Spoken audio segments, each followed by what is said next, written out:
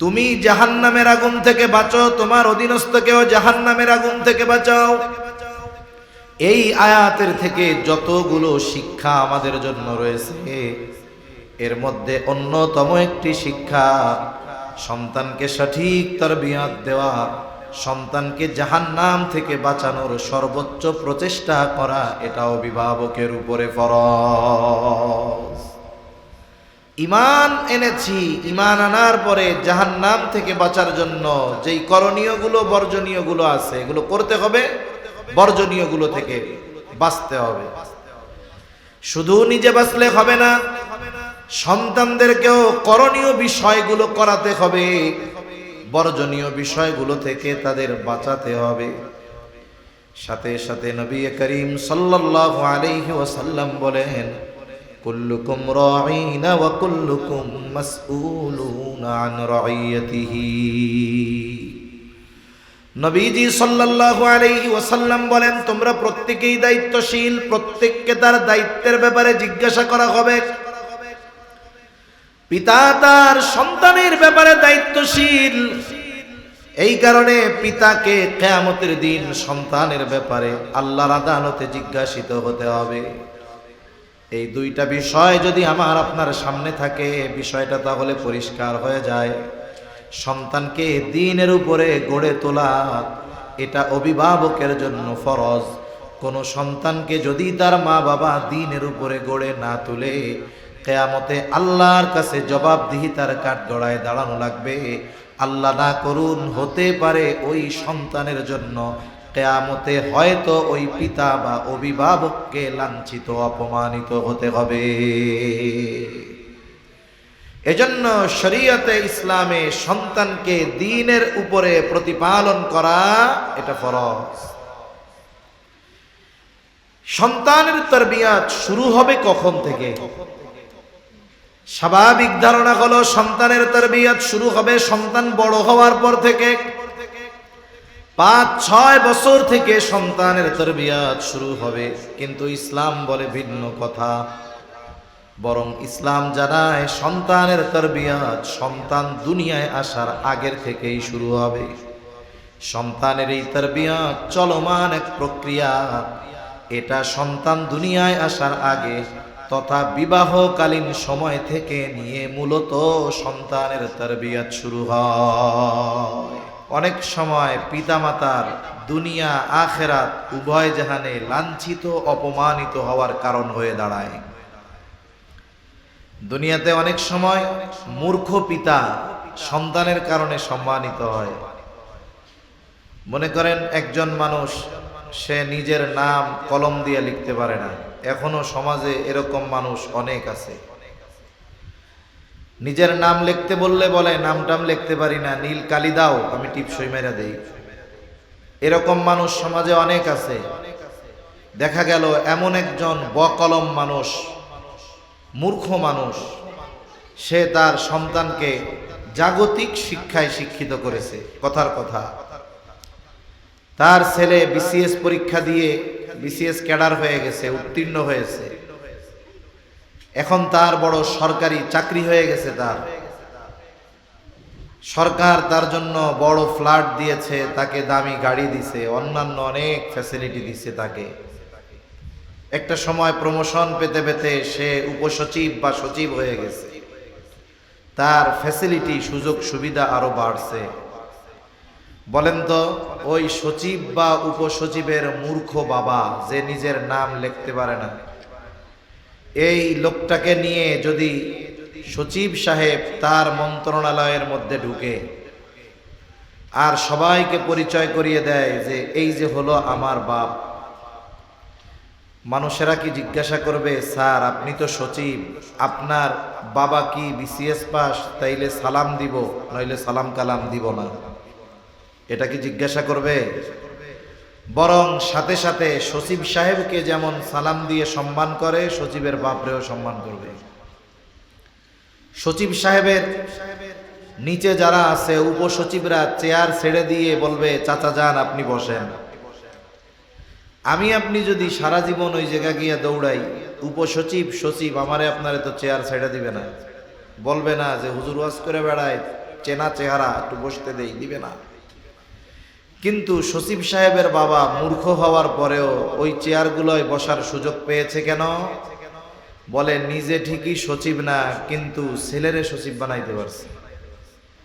এটা দুনিয়ার একটা উদাহরণ মাত্র, যে সন্তানের সম্মানের কারণে পিতা সম্মানিত হয়, আবার দুনিয়াতে সন্তানের অপরাধের কারণে পিতা অপমানিত হয়, লাঞ্ছিত হয়। একজন ভালো মানুষ, তার সন্তানও যদি বদকার হয়, বেনামাজি হয়, সাথে সাথে মাদকাসক্ত হয়, বিভিন্ন অপরাধের সাথে সে জড়িত থাকে, তার নামে শত শত মামলা যদি থাকে, অকারেন্স অপরাধের মামলা, সে পালাতক। বারবার কোর্ট থেকে তাকাজা আসতেছে, থানায় ওয়ারেন্ট হয়ে গেছে, ওরে গ্রেফতার করো, 10 মামলায় ওয়ারেন্ট। থানা থেকে বারবার পুলিশ আসবে হাজী সাহেবের বাড়িতে, একবার, দুইবার, তিনবার আসার পরে যদি সন্তান বা অপরাধীকে না পায়, কি করবে? ওই সম্মানিত ব্যক্তি ওনার কলারটা ধইরা ওনারে নিয়ে থানায় গারদের মধ্যে ভরে রাখবে, বলবে যে পোলাপান খালি জন্ম দিলে হয়, এগুলারে মানুষ করতে হয়। এই যে দেখেন, একজন সম্মানিত মানুষ তার সন্তানের কারণে দুনিয়ায় অপমানিত হলো, ঠিক এই রকম চিত্রটা আখেরাতেও হবে। দুনিয়ার অনেক গুনাহগার মা বাবা হয়তো সন্তানের কারণে ওই দিন সম্মানিত হবে, আবার হয়তোবা দুনিয়ার কোন নেককার মা বাবা সন্তানের কারণে কিয়ামতের দিন লাঞ্ছিত, অপমানিত হবে। একজন পিতা মাতা অভিভাবক কখনোই সে এটা কাম্য আশা করে না যে সে তার সন্তানের কারণে দুনিয়া আখেরাত উভয় জাহানে বা কোনো এক জগতে সন্তানের কারণে সে অপমানিত হোক, এটা দুনিয়ার কোনো মা বাবা আশা করে না।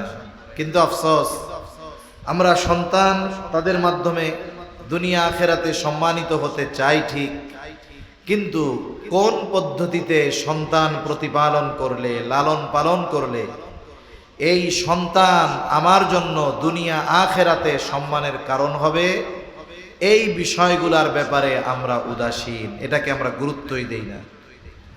অনেকে তো সন্তানদের মনে করে এটা হলো জীবন চক্রের একটা অংশ।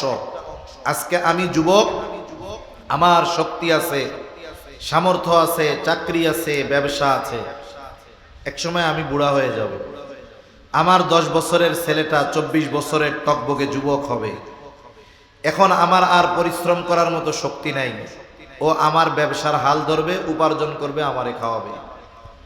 অথবা কোনো মতে ম্যাট্রিক আইয়া পাশ করায়া কোনো মতে যদি আমি তারে প্রবাসে সৌদিতে পাঠায়া দিতে পারি, বিদেশে পাঠায়া দিতে পারি, উপার্জন করবে, আমারে খাওয়াবে, ও বুড়া হবে, ওর পোলারে পাঠাবে, ও উপার্জন করে খাওয়াবে। কেউ কেউ মনে করে সন্তান হলো জীবন পরিচালনার এই চক্রের একটা অংশ, এভাবে গতানুগতিকভাবে কিয়ামত পর্যন্ত হতে থাকবে। আসলে বিষয়টা এমন নয়। এজন্য আমাদের দেশের অনেক অভিভাবকেরা সন্তানদের মনে করে মোটামুটি ছোটখাটো এটিএম বুথ, আমি এটারে দিয়া কোনো মতে চাকরি একটা ধরায় দিতে পারলে মাস শেষে শুধু আসতে থাকবে। এই চিন্তা যেই সমস্ত অভিভাবকেরা করে থাকেন, অধিকাংশ সময় এই সমস্ত অভিভাবকেরা জীবনের শেষ সময়গুলোতে বৃদ্ধাশ্রমে তাদের অবস্থান হয় এবং ওই সময়গুলো ওইখানে তাদের অতিবাহিত করতে হয়। এজন্য আমরা কেউ চাই না দুনিয়াতে আমরা আমাদের সন্তানদের দ্বারা কষ্ট পাই, আখেরাতে সন্তানদের কারণে লাঞ্ছিত হই, অপমানিত হই, এটা কি আমরা কেউ চাই? কেউ আমরা চাই না। এজন্য কি করণীয় আমাদের? একটা ঘটনা আপনাদের সাথে একটু শেয়ার করি। আপনারা হয়তো কয়েকদিন আগে জানতে পেরেছেন যে ভোলাতে এক আলিয়া মাদ্রাসার মুহাদ্দিস, ওনাকে ওনার ছেলে একই মাদ্রাসায় পড়ে, সেই ছেলে নির্মমভাবে ওনাকে হত্যা করেছে। এক সময় আমরা মনে করতাম যে এই ধরনের অপরাধ শুধু মনে হয় দিনহীন পরিবার যারা, তাদের মধ্যে সংগঠিত হয়। যেমন মাঝে মধ্যে আমরা পত্রিকার পাতায় পড়ি, খবরে শুনি যে মাদকাসক্ত সন্তান নেশার টাকার জন্য, জুয়ার টাকার জন্য মা বাবাকে হত্যা করে ফেলছে। মাদকাসক্ত ঐশী তার পিতা মাতাকে নৃশংসভাবে হত্যা করেছে।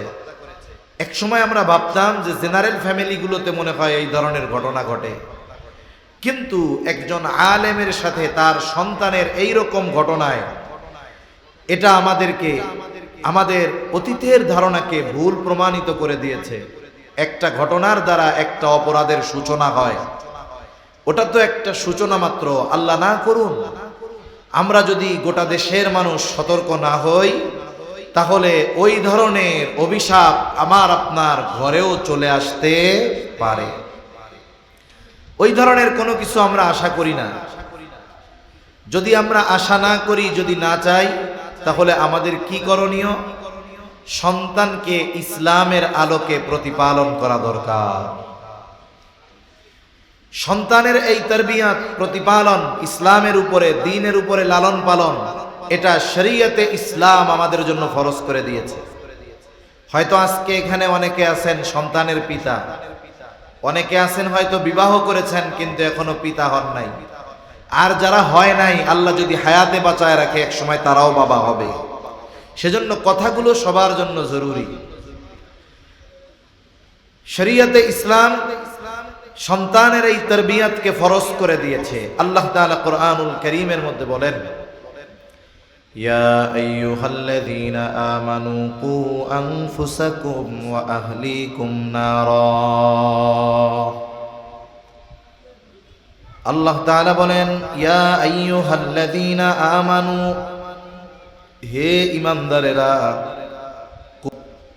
তোমরা নিজেদের জাহান্নামের আগুন থেকে বাঁচাও, অধীনস্থদেরকেও জাহান্নামের আগুন থেকে বাঁচাও। তুমি জাহান্নামের আগুন থেকে বাঁচো, তোমার অধীনস্থকেও জাহান্নামের আগুন থেকে বাঁচাও। এই আয়াতের থেকে যতগুলো শিক্ষা আমাদের জন্য রয়েছে, এর মধ্যে অন্যতম একটি শিক্ষা সন্তানকে সঠিক তারবিয়াত দেওয়া, সন্তানকে জাহান্নাম থেকে বাঁচানোর সর্বোচ্চ প্রচেষ্টা করা, এটা অভিভাবকের উপরে ফরজ। ঈমান এনেছি, ঈমান আনার পরে জাহান্নাম থেকে বাঁচার জন্য যেই করণীয়গুলো, বর্জনীয়গুলো আছে, এগুলো করতে হবে, বর্জনীয়গুলো থেকে বাঁচতে হবে। শুধু নিজে বাঁচলে হবে না, সন্তানদেরকেও করণীয় বিষয়গুলো করাতে হবে, বর্জনীয় বিষয়গুলো থেকে তাদের বাঁচাতে হবে। সাথে সাথে নবী করিম সাল্লাল্লাহু আলাইহি ওয়াসাল্লাম বলেন, কুল্লুকুম রাঈনা ওয়া কুল্লুকুম মাসউলুনা আন রাইয়াতিহি। নবীজি সাল্লাল্লাহু আলাইহি ওয়াসাল্লাম বলেন, তোমরা প্রত্যেকেই দায়িত্বশীল, প্রত্যেককে তার দায়িত্বের ব্যাপারে জিজ্ঞাসা করা হবে। পিতা তার সন্তানের ব্যাপারে দায়িত্বশীল, এই কারণে পিতাকে কিয়ামতের দিন সন্তানের ব্যাপারে আল্লাহর আদালতে জিজ্ঞাসিত হতে হবে। এই দুইটা বিষয় যদি আমার আপনার সামনে থাকে, বিষয়টা তাহলে পরিষ্কার হয়ে যায়। সন্তানকে দ্বীনের উপরে গড়ে তোলা, এটা অভিভাবকের জন্য ফরজ। কোন সন্তানকে যদি তার মা বাবা দ্বীনের উপরে গড়ে না তুলে, কিয়ামতে আল্লাহর কাছে জবাবদিহিতার কাঠগড়ায় দাঁড়ানো লাগবে। আল্লাহ না করুন, হতে পারে ওই সন্তানের জন্য কিয়ামতে হয়তো ওই পিতা বা অভিভাবককে লাঞ্ছিত, অপমানিত হতে হবে। এজন্য শরীয়তে ইসলামে সন্তানকে দ্বীনের উপরে প্রতিপালন করা, এটা ফরজ। সন্তানের তারবিয়াত শুরু হবে কখন থেকে? স্বাভাবিক ধারণা হলো সন্তানের তারবিয়াত শুরু হবে সন্তান বড় হওয়ার পর থেকে।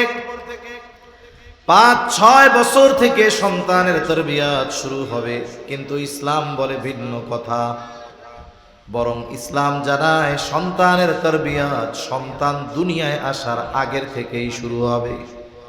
সন্তানের এই তারবিয়াত চলমান এক প্রক্রিয়া, এটা সন্তান দুনিয়ায় আসার আগে তথা বিবাহকালীন সময় থেকে নিয়ে মূলত সন্তানের তারবিয়াত শুরু হয়।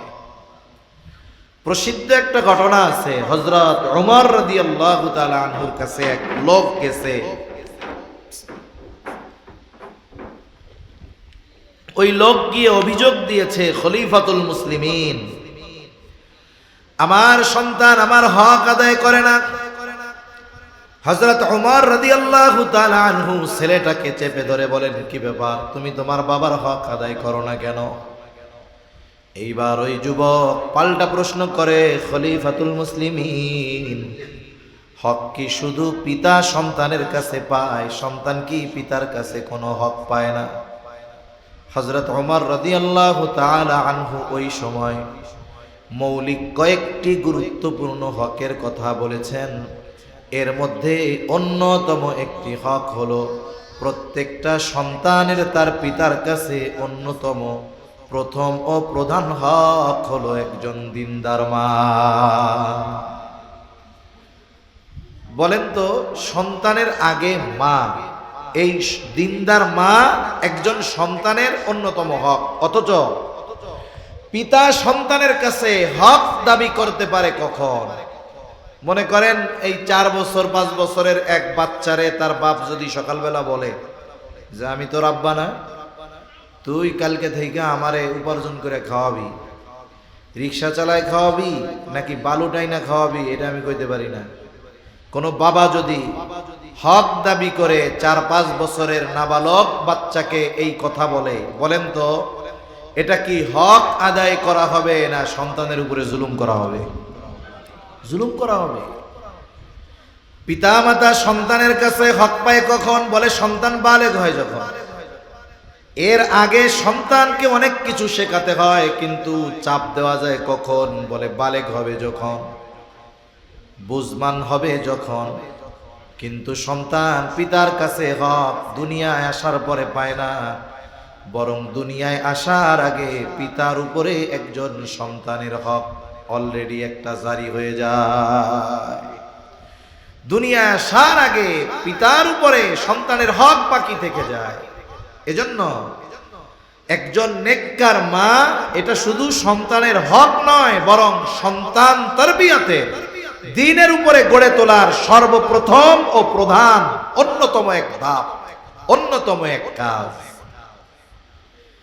এজন্য বিবাহের ক্ষেত্রে কোন গুণ দেখে বিবাহ করতে হবে নবীজি সাল্লাল্লাহু আলাইহি ওয়াসাল্লাম জানায় দেন। নবীজি সাল্লাল্লাহু আলাইহি ওয়াসাল্লাম বলেন, তুনকাহুল মারআতু লিআরবাঈন, 4টি জিনিস দেখে কোন মেয়েদের 4টি জিনিস দেখে বিবাহ করা হয়। 1 নাম্বার দেখে তার সম্পদ, 2 নাম্বার দেখে তার সৌন্দর্য, 3 নাম্বার দেখে তার বংশ, 4 নাম্বার দেখা হয় তার দিনদারি। তবে দিনদারিত্বের ব্যাপারে নবীজি বলেন, ফাযফার বিযাতিদ্দীন, দিনকে প্রাধান্য দেওয়ার ব্যাপারে নবীজি বলেন। তাহলে বাকি 3 গুণ আছে কিন্তু দিনদারিত্ব নাই। বলে এই মেয়েকে যদি বিবাহ করা হয়, যদি দ্বীনের পথে না আসে, তবে যেই ঘরে তার বিবাহ হবে দিনহীন ওই মেয়ে ওই ঘরটাকে মোটামুটি ছোট জাহান্নামে পরিণত করে দেয়।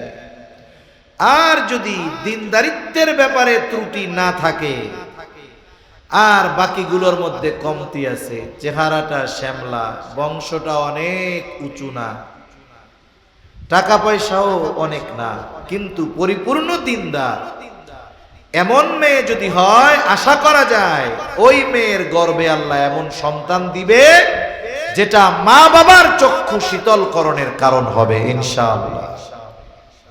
তাহলে সন্তান তারবিয়তের প্রথম ধাপ একজন নেককার মা। এরপরে বিবাহ শাদী সম্পাদন হলো। এরপরেও সন্তান হবে কি হবে না দুনিয়ার কেউ জানে না, জানে আল্লাহ। বিবাহের যতগুলো উদ্দেশ্য আছে এর মধ্যে অন্যতম একটি উদ্দেশ্য হলো এই দুনিয়াতে নিজের বংশ বিস্তার করা, নবীজির উম্মতের প্রবৃদ্ধি করা, নিজের জন্য দোয়া করার মানুষ দুনিয়ায় রেখে যাওয়া। তাহলে বিবাহের অন্যতম একটি উদ্দেশ্য হলো সন্তান। তবে এই উদ্দেশ্যটা শুধু সন্তানের মধ্যে সীমাবদ্ধ থাকলে হবে না, বরং বিবাহের অন্যতম উদ্দেশ্য হতে হবে একজন নেককার আর দিনদার সন্তান। আল্লাহর কাছে শুধু সন্তান কামনা করলে হবে না, বরং নেক সন্তান, দিনদার সন্তান আল্লাহ তাআলার কাছে কামনা করতে হবে।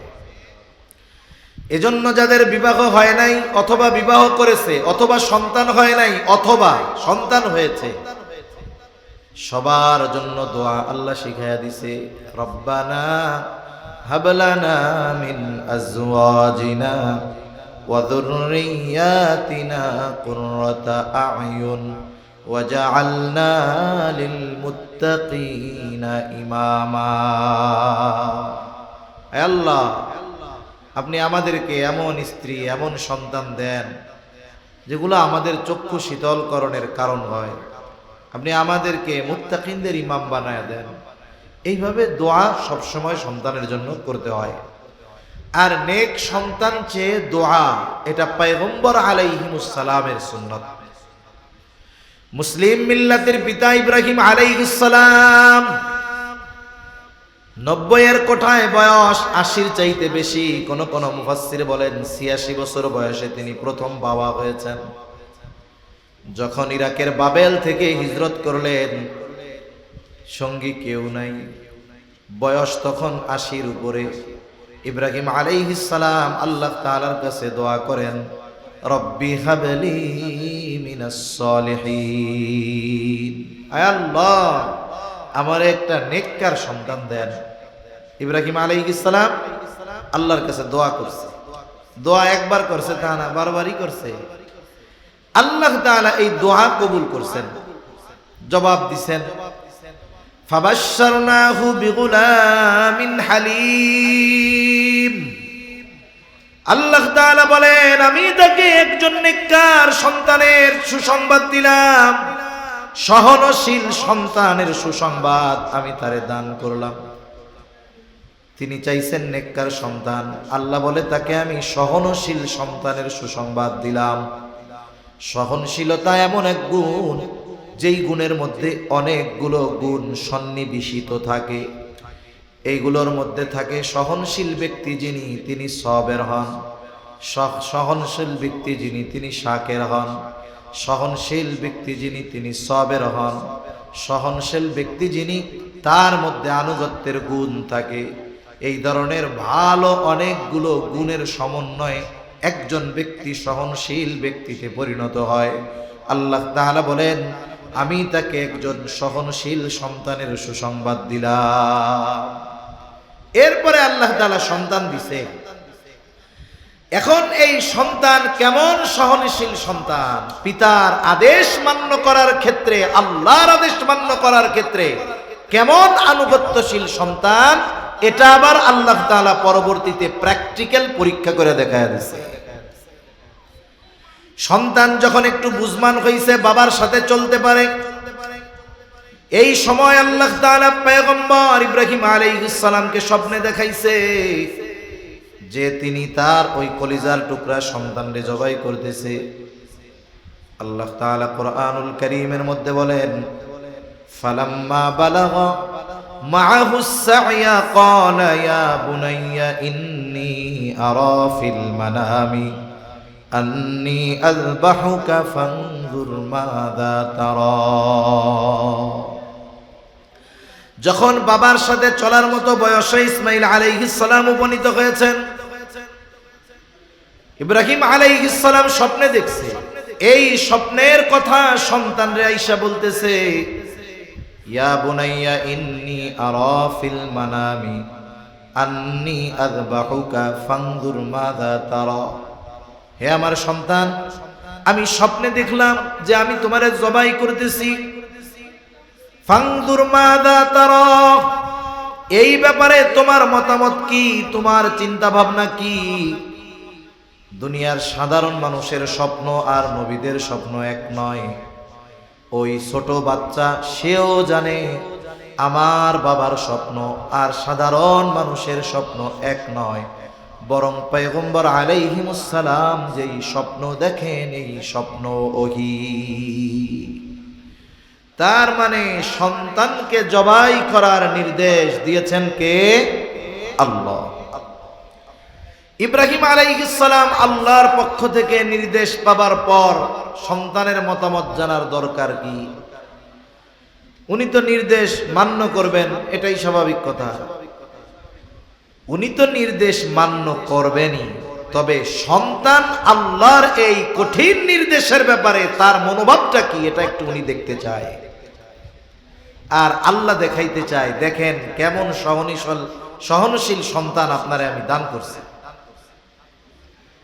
সন্তানকে যখন বলা হলো ফানজুর মাযা তারা, সন্তানের জবাব ক্বালা ইয়া আবাতি ফাআল মা তুমার সাতাজিদুনি ইনশাআল্লাহু মিনাস সাবিরিন। সন্তানের জবাব ইয়া আবাতি ফাআল মা তুমার, বাবা আপনি যেই ব্যাপারে আদিষ্ট হয়েছেন, আপনাকে যেই ব্যাপারে নির্দেশ করা হয়েছে আপনি সেটা সম্পাদন করেন। সাতাজিদুনি ইনশাআল্লাহু মিনাস সাবিরিন, আপনি আমাকে আশা করা যায় ইনশাআল্লাহ ধৈর্যশীলদের অন্তর্ভুক্ত পাবেন। আমাদের সন্তানদের যদি বলি ডাইনে যাও বামে যাও, আর ইব্রাহিম আলাইহিস সালাম বলতেছে যে তোমারে জবাই করার নির্দেশ আসছে, সন্তান বলে আপনি যা অর্ডার আসছে এটা বাস্তবে পরিণত করেন। অনেক পিতা অভিযোগ দেয় সন্তান কথা শুনে না, ছোটকালেও শুনতো না, বড় হইছে এরপরেও শুনে না, ওরে যা কই ও আমার বিপরীত কামনা করে, ওর অভ্যাসে পরিণত হয়েছে এটা। এই যে কথা না শোনার যত কারণ, এর মধ্যে অন্যতম কারণ যে এরা দুনিয়ায় আসার আগে আমি আপনি কয়দিন আল্লাহর কাছে দোয়া করছি, কয়দিন বলেছি আল্লাহ আমার একটা নেককার সন্তান দেন, কয়দিন তাহাজ্জুদে কান্নাকাটি করে আল্লাহর কাছে বলেছি আল্লাহ আমার একটা নেক সন্তান দেন। এই প্রশ্ন নিজের কাছে নিজের করতে হবে। এজন্য সন্তানের আচরণের উপরে পিতার আচরণের প্রভাব পড়ে। পিতা যদি নেককার হয়, ওই সন্তানের অনেক কিছুর জিম্মাদারি আল্লাহ তাআলা নিয়ে নেয়। এজন্য সন্তান দুনিয়ায় আসার আগে সন্তানের ব্যাপারে অভিভাবকের অন্যতম দায়িত্ব সন্তানের জন্য বেশি বেশি দোয়া করা। তাহলে কি হবে? বলে সন্তানের অনেক পেরেশানি আমার থেকে দূর হবে, জিম্মাদারি আল্লাহ নিয়ে নেবে। যেমন কোরআনুল কারীমে একটা প্রসিদ্ধ ঘটনা আছে না, হযরত মুসা আলাইহিস সালাম আর খিজির আলাইহিস সালামের যেই সফরের ঘটনা। খিজির আলাইহিস সালাম কিছু কাজ করছেন যেগুলো স্বাভাবিক সেন্সে মেনে নেওয়ার মতো সুযোগ নাই। এর মধ্যে সর্বশেষ যেই কাজটা উনি করছেন, এক গ্রামে গেছেন দুইজনে ক্ষুধার্ত তৃষ্ণার্ত, খাবারের প্রয়োজন। এখন গ্রামবাসীর কাছে একটু খাবার চাইছে। গ্রামবাসী এত বখিল কিপটা, এনাদেরকে একটু খাইতেও দেয় নাই। দুইজনে ক্লান্ত, এক দেয়ালের পাশে বসা, দেয়াল বাঁকা। এবার খিজির আলাইহিস সালাম মুসা আলাইহিস সালামরে নিয়া ওই বেঁকা দেয়াল সোজা করছে। এই সময় কইতেছে এই যে দেয়ালটা সোজা করলেন, এর বিনিময়ে কিছু তো পারিশ্রমিক চাইলে খাওয়া দাওয়া যাইতো। এই যে এখন দুইজনের মধ্যে চুক্তি যা ছিল, শর্ত ছিল শেষ, দুইজন এখন বিচ্ছিন্ন।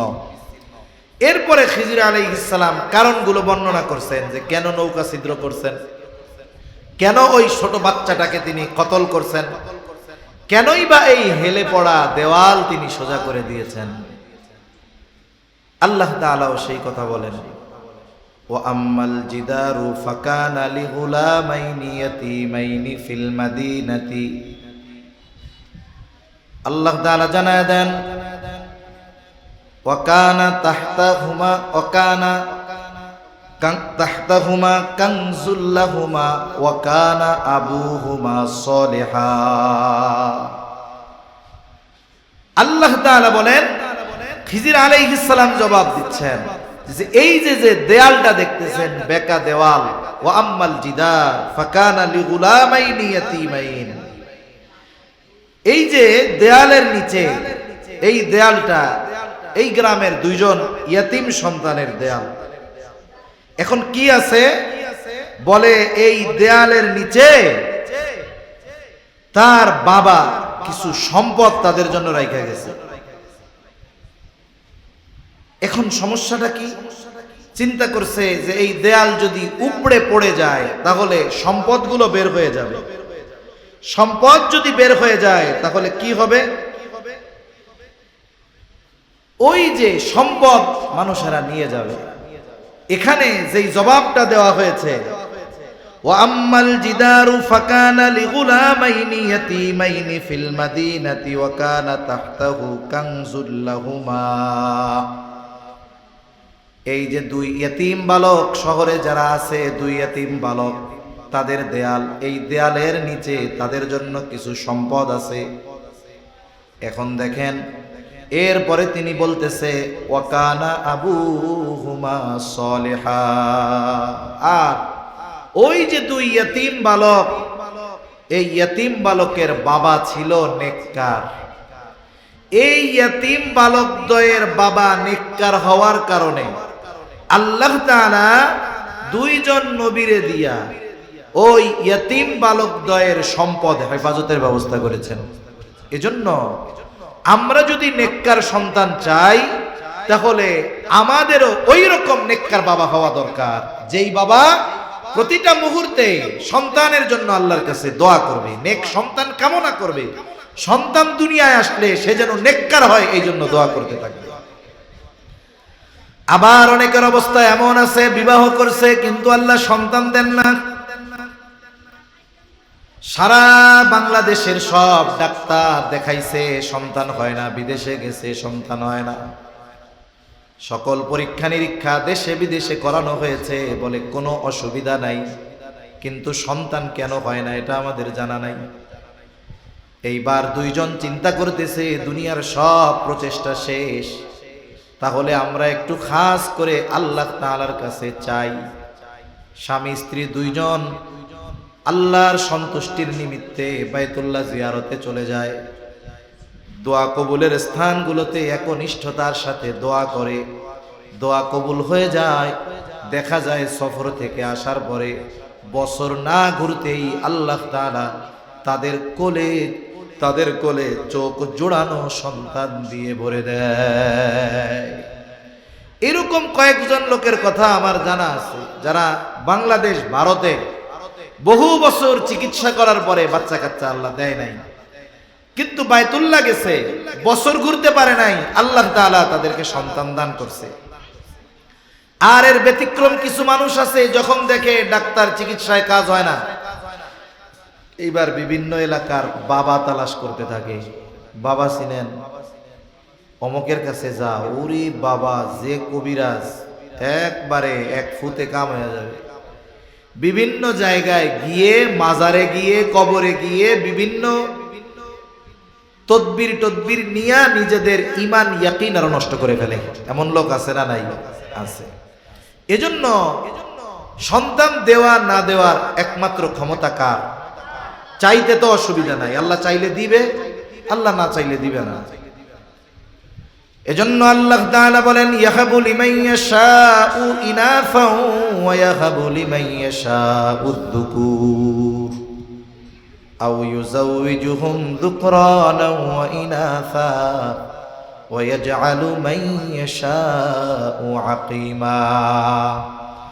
আল্লাহ তাআলা যাকে চান তাকে কন্যা দেন, আল্লাহ তাআলা যাকে চান তাকে ছেলে দেন, আল্লাহ তাআলা যাকে চান তাকে উভয়টা দেন, আবার আল্লাহ তাআলা যাকে চান তাকে বান্দা বানায় রাখেন। এই জন্য ছেলে হোক বা মেয়ে হোক, এটা দুনিয়ার কোনো মানুষের ইচ্ছায় হয় না, বরং ছেলে হোক মেয়ে হোক অথবা না হোক, এই সমস্ত বিষয় যার ইচ্ছায় সংগঠিত হয় তিনি কে? আল্লাহই দেন। আবার দেখেন, ছেলে সন্তান চাওয়া এটা তো ইব্রাহিম আলাইহিস সালামের এক আমল। উনি আল্লাহর কাছে বলছে রব্বি হাবলি মিনাস সালিহিন, নেককার ছেলে সন্তান চাইছে আর কি। এজন্য আল্লাহর কাছে ছেলে সন্তান চাওয়া ইব্রাহিম আলাইহিস সালামের এক আমল। তবে চাইলাম ছেলে, দিল আল্লাহ মেয়ে, রাগ হওয়ার সুযোগ আছে নাকি? রাগ হওয়ার সুযোগ নেই। আমাদের এই সভ্য সমাজে অনেক মানুষ আছে যারা একাধিক কন্যা যদি হয় তাহলে কন্যার উপরে রাগ হয়ে যায়, অথচ কন্যা যদি একাধিক হয় লস নাই তো? এরে আপনি যথাযথভাবে দ্বীনের উপরে লালন পালন করেন, দ্বীন শেখান, দ্বীনদার পাত্রের হাতে তুলে দেন, কিয়ামতে এগুলো এক একটা জান্নাতে পরিণত হবে। জাহান্নাম থেকে বাঁচার জন্য ওরা ওই দিন অন্তরায় হয়ে দাঁড়াবে। ঠিক কিনা বলেন? নবীজি সাল্লাল্লাহু আলাইহি ওয়াসাল্লাম জানায় দিয়েছেন। সেই জন্য যদি কারো সন্তান আল্লাহ না দেয়, বছরের পর বছর সন্তান চাচ্ছে আল্লাহ দেয় না, খবরদার এমন কোনো কাজ করা যাবে না যাতে ঈমান নষ্ট হয়ে যায়। বরং বুড়াকালেও তো আল্লাহ চাইলে সন্তান দিতে পারেন কি পারেন না? আরে মিয়া, হতাশ হন কেন? আপনাদের কুমিল্লার গত সরকারের সময় এক মন্ত্রী ছিল না, রেলমন্ত্রী মুজিবুল হক, উনি যখন বিবাহ করছে কতজন কত ট্রল করছে, টিটকারি করছে, কত পচা কথা বলছে, কিন্তু আল্লাহর বান্দার তিনটা বাচ্চা আল্লাহ তাআলা তারে দিছে। কতজন কত খোসামেরা কথা বলছে না যে 75 বছরের বগি, এটা বাকি ইঞ্জিন বগি টানবে কেমনে, এরকম অনেক খোসামারা কথা ওনাকে বলছে। অথচ আল্লাহ তাআলা তারে সন্তান দিছে, সন্তানগুলোর চেহারাও অনেক সুন্দর। এজন্য আল্লাহ চাইলে বুড়াকালে দিতে পারে কি পারে না? পারে। যাদের হচ্ছে না সন্তান, আল্লাহ তাআলার কাছে একনিষ্ঠভাবে চান, আল্লাহ তাআলা দিবে ইনশাআল্লাহ। হযরত জাকারিয়া আলাইহিস সালাম চুল দাড়ি সব পেকে গেছে। হযরত মারিয়াম আলাইহিস সালাম যখন বাইতুল মুকাদ্দাসের পাশে এক রুমের মধ্যে অবস্থান করতেছেন, আল্লাহ তাআলা ওনার মাধ্যমে চাইলেন আল্লাহর এক কুদরতের বহিঃপ্রকাশ ঘটাবেন, পিতাবিহীন হযরত ঈসা আলাইহিস সালামকে দুনিয়ায় পাঠাবেন। আল্লাহ তাআলা ইচ্ছা করলেন, আল্লাহর নির্দেশে জিবরাইল আলাইহিস সালাম ঈসা আলাইহিস সালামের রূহ ওনার গর্ভে ফুঁকে দিলেন। ওই সময় সন্তান যখন মাতৃগর্ভে আসে তার ভালো ভালো খাবারের প্রয়োজন। মারিয়াম আলাইহিস সালামের আত্মীয় স্বজন তো জানে না যে সে সন্তান সম্ভবা। এখন উনি রুমের মধ্যে একা একা থাকে। জাকারিয়া আলাইহিস সালাম যখনই রুমের মধ্যে ঢুকে তখনই দেখে ভালো ভালো খাবার। কারণ কোনো বোন যদি, কোনো নারী যদি গর্ভবতী হয়, ওই সময় তার ভালো ভালো খাবারের প্রয়োজন হয়। কেন? কারণ তার শরীরের রক্ত থেকেই গর্ভের সন্তানের গড়ন গঠন মাংস এগুলো আল্লাহ তাআলা প্রস্তুত করেন। কুল্লামা দাখালা আলাইহা জাকারিয়াল মিহরাব ওয়াজাদা ইনদাহা রিজকা ক্বালা ইয়া মারইয়াম আন্না লাকি হাযা ক্বালাত হুয়া মিন ইনদিল্লাহ ইন্নাল্লাহা ইয়ারযুকু মান ইয়াশাউ বিগাইরি হিসাব। জাকারিয়া আলাইহিস সালাম যখনই মারিয়াম আলাইহিস সালামের রুমে ঢুকে দেখে হরেক রকমের ফল, হরেক রকমের ফলাদি ফলমূল। বলে যেই ফলের সিজন না সেই ফল ওইখানে ভরপুর। এখন তো আম সারা বছর পাওয়া যায়, টাকা হইলে কেনা যায়, দাম একটু বেশি হলেও সারা বছর পাওয়া যায়। তবে বলেন তো, জ্যৈষ্ঠ মাসে আম যেমন মজা, পৌষ মাসে আম পাওয়া গেলেও ওই রকম মজা লাগে না। এখন পাওয়া যায় প্রযুক্তির কারণে, কিন্তু একটা সময় তো এরকম পাওয়া যাইতো না। পর্যন্ত আম শেষ, এরপরে আবার 1 বছর পর। এখন ওই অবস্থা। মনে করেন ফল হলো জ্যৈষ্ঠ মাসের, কিন্তু রুমের মধ্যে ঢুকে দেখে যে পৌষ মাসের ফল ভরপুর, একবারে তরু তাজা। তাও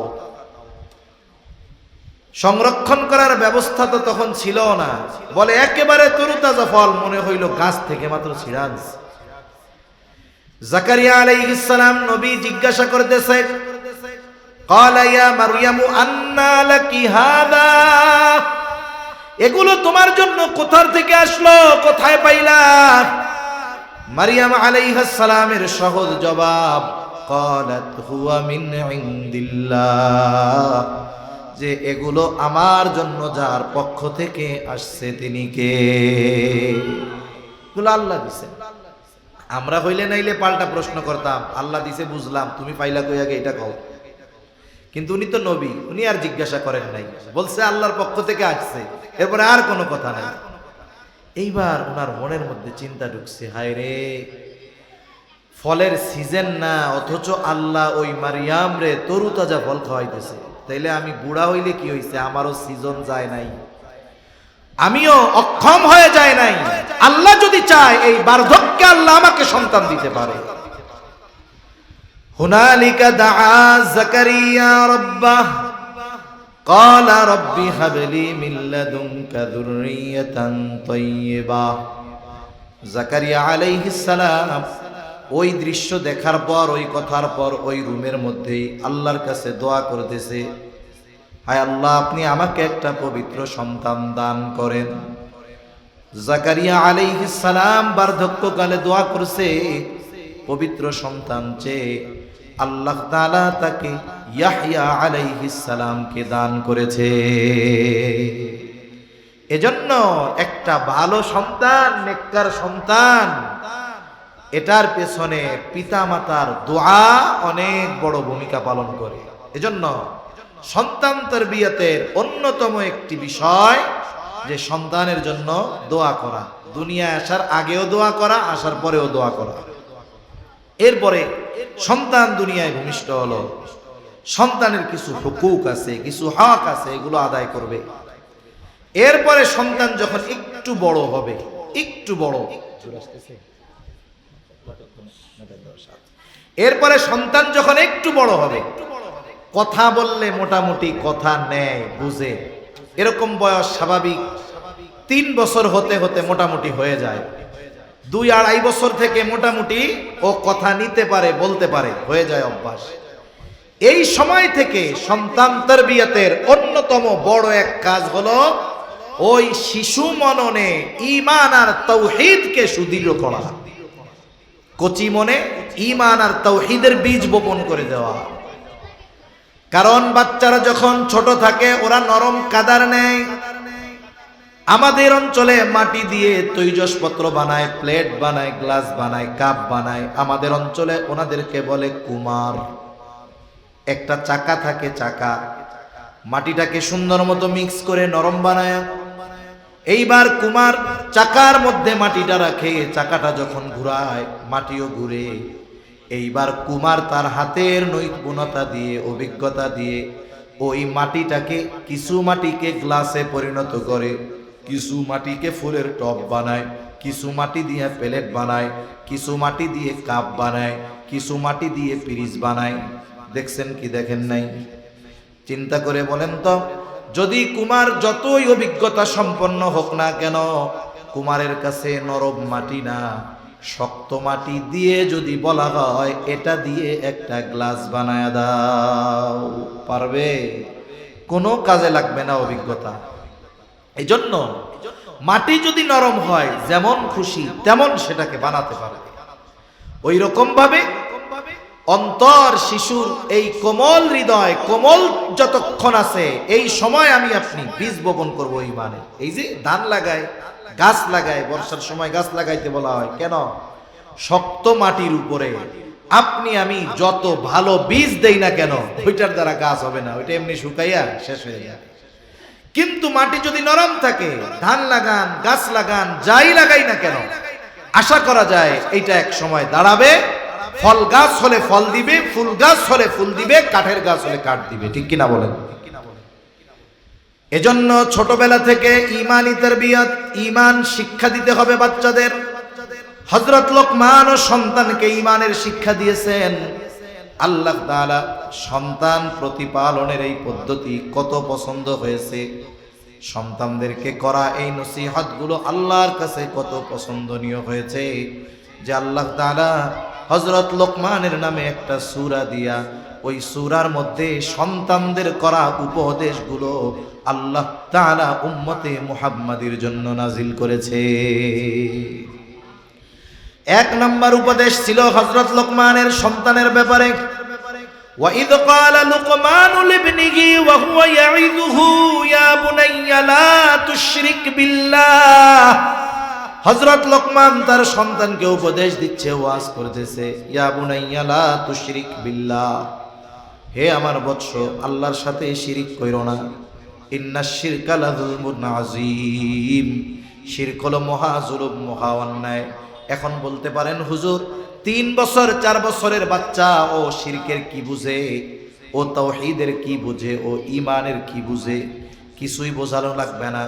বলে আপনি ওই সময় থেকে নিয়ে আল্লাহর সৃষ্টি, আল্লাহর কুদরতের আলোচনা গল্প আকারে ওই বাচ্চার সামনে বারবার করতে থাকবেন। একটা সময় ওই গল্পের মাধ্যমে সন্তানের অন্তরে একত্ববাদের বীজ বপন হবে, আল্লাহর পরিচয়ের বীজ বপন হয়ে যাবে। ছোট বাচ্চারা গল্প শুনতে চায় না। গল্প, মোবাইল যত থাক, ওরা গল্প শুনতে আগ্রহী হয় বেশি। আপনি আমি যদি তখন ওদেরকে ওই রূপকথার গল্প না শুনায়া, আউল ফাউল গল্প না শুনায়া, আল্লাহর সৃষ্টি নিয়ে তাদেরকে আমরা আমাদের ভাষায় গল্প আকারে শুনাই যে দেখো এই যে আসমানটা কত বড়, আমাদের বাসার ছাদটার জন্য 5-6টা এরকম খুঁটি দেওয়া লাগছে, কিন্তু এত বড় আসমান পৃথিবীর কোন জায়গায় একটা খুঁটি নাই, জানো এটা দুনিয়ার কোনো মানুষের দ্বারা সম্ভব নয়, এই আসমান আল্লাহই খুঁটিবিহীন সৃষ্টি করছে।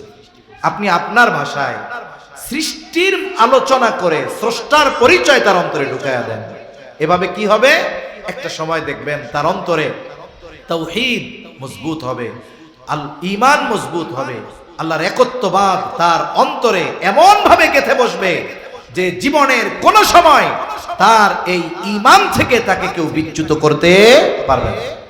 এজন্য পিতামাতার জন্য এটা বড় এক দায়িত্ব। 2 নম্বর যেই দায়িত্ব, বলে সন্তানকে আদব শেখাতে হবে, উত্তম চরিত্র গঠনের তারবিয়াত।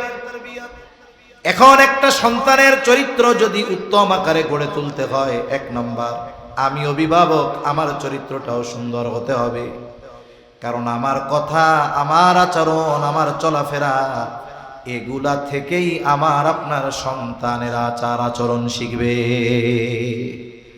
আমি যদি বকাঝকা দেই তাহলে ও বকাঝকা শিখবে। বাবা যদি বিড়ি সিগারেট খায়, ও বালেগ হওয়ার আগেই ফজিলত মনে করে খাওয়া শুরু করে দিবে। এজন্য আমি আপনি যদি মিথ্যা কথায় অভ্যস্ত হই, ওরাও আমাদের সাথে মিথ্যা কথা বলবে। আমার আপনার মধ্যে যদি খেয়ানতের অভ্যাস থাকে, তাহলে ওর মধ্যেও এই অভ্যাস প্রবেশ করবে। এজন্য আমরা আমাদের চরিত্রকে পরিশুদ্ধ করব, সাথে সাথে তাদেরকেও এই সব ব্যাপারে শিক্ষা দিব, এভাবে বুঝাবো যে শোনো, কোনো সময় কারো জিনিস না বলে ধরতে হয় না, এটা অন্যায়, এটা অপরাধ। কারো জিনিস তুমি না বলে নিবা না, তোমার যদি নিতে মন চায়, যার জিনিস তার কাছ থেকে অনুমতি নিয়ে তুমি তারপরে ধরবা। আর সে যদি তোমাকে অনুমতি না দেয়, খবরদার, তার উপর তুমি রাগ হবা না। হয়তো কি এই বিষয়গুলো সে একবার বলায় শিখবে না, 100 বার হয়তো তাকে বলতে হবে, এরপরে সে আমল শুরু করবে, ওই যে করবে তো করবে, আর কখনো ওই আমল তার থেকে ছুটে যাবে না, এটা অভ্যাসে পরিণত হয়ে যাবে। সন্তানদেরকে সালাম কালাম শেখাইতে হবে। ছোট বাচ্চাদের যদি বারবার বলা হয় বড়দের সালাম দাও, দেখবেন দেয় না। কিন্তু আমি আপনি যদি ছোট বাচ্চাদের সালাম দেওয়ায় অভ্যস্ত হই, আমি 10 দিন দেওয়ার পরে ও 1 দিন দিবে, বলে ওই যে 1 দিন বড়দের সালাম দেওয়া শুরু করলো, অভ্যস্ত হলো, এখন হায়াত যতদিন আছে তাকে আর সালাম দেওয়ার ব্যাপারে উপদেশ দেওয়া লাগবে না। এজন্য আমরা ছোটদের থেকে সালাম সবসময় আশা করি, কিন্তু ছোটদের থেকে সালাম পাওয়ার জন্য যেই কাজটা করা দরকার, আমাদের ছোটদেরকে সালাম দেওয়া দরকার। নবীজি সাল্লাল্লাহু আলাইহি ওয়াসাল্লাম ছোটদেরও সালাম দিতেন। এই অভ্যাসে গড়ে তুলতে হবে আমাদের, এভাবে একটা একটা করে তাদেরকে আদব শেখাতে হবে। ছোটদের সাথে মিথ্যা কথা বলা যাবে না। সে যখন ছোট থাকে, তার দ্বারা যদি কোনো অন্যায় ত্রুটি হয়ে যায়, বলেন তো 2 কাঁধের যেই ফিরিস্তাদ্বয় আছে, এদের মধ্যে যেই ফিরিস্তা গোনা লেখে, ছোট 3, 4, 5 বছরের বাচ্চার জন্য কোনো গোনা লিখবে নাকি? জোরে বলেন, লিখবে? লিখবে না।